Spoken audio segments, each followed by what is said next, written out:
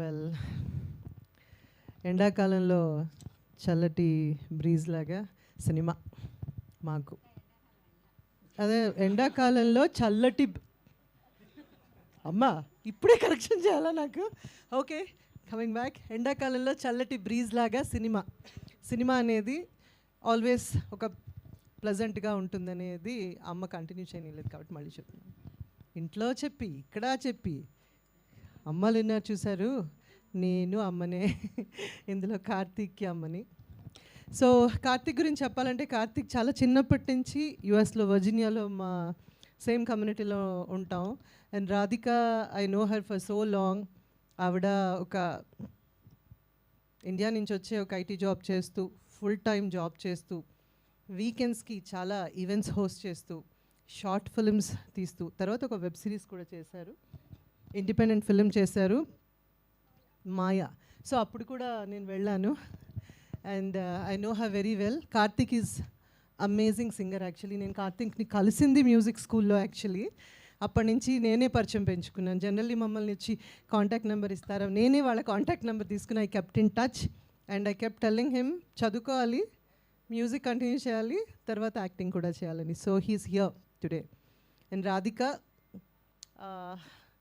మీ అందరికి కూడా ఇందాక చెప్పాను, she's a very good friend of mine. And ఒక అమ్మాయి వచ్చి సినిమా చేస్తే, డైరెక్ట్ చేస్తే ఎలా ఉంటుంది అనిత గారు అంటే, చేశాక మీకే తెలుస్తుందని చెప్పా. ఎలా ఉంది అది ఫీలింగ్ అనమాట. సో మన మూవీ ఇండస్ట్రీలో విమెన్ లేడీ డైరెక్టర్స్ కొంచెం తక్కువ శాతం ఉన్నారు. సో ఐ మీన్ ఇంకా చాలామంది ధైర్యం చేసి వచ్చి మూవీస్ చేస్తే బాగుంటుంది. అలాగే ప్రొడ్యూసర్ గోపికృష్ణ గారు కూడా. ఇది కొంచెం more of an emotional thing for me with them. ఒక కొడుకుని లాంచ్ చేయడానికి నేను ఎన్నోసార్లు అన్నా, ఎందుకు రాధిక చాలా స్ట్రెస్ఫుల్ అంటే, లేదండి మా అబ్బాయిని నేనే డైరెక్ట్ చేయాలి, మా ఆయన లాంచ్ చేయాలి. So as a team they are working. నన్ను వాడి ఓకే కార్తీక్ ఫస్ట్ సినిమాకి నేనే మదర్ అన్నారు.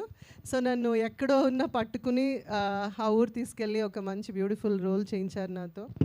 They gave me beautiful opportunity. And మీరందరూ కూడా, మీడియా మిత్రులందరూ కూడా, అండ్ అఫ్ కోర్స్ దాము గారు ఇక్కడ ఉన్నారు, అందరూ ఉన్నారు, వేదికను అలంకరించిన పెద్ద చిన్న మధ్య అందరికీ thank you so very much for being a part of the film and gracing the occasion. As they all said, ఇంకా చాలా అకేషన్స్ ఉన్నాయి, అప్పుడు తప్పులు లేకుండా మాట్లాడతాను.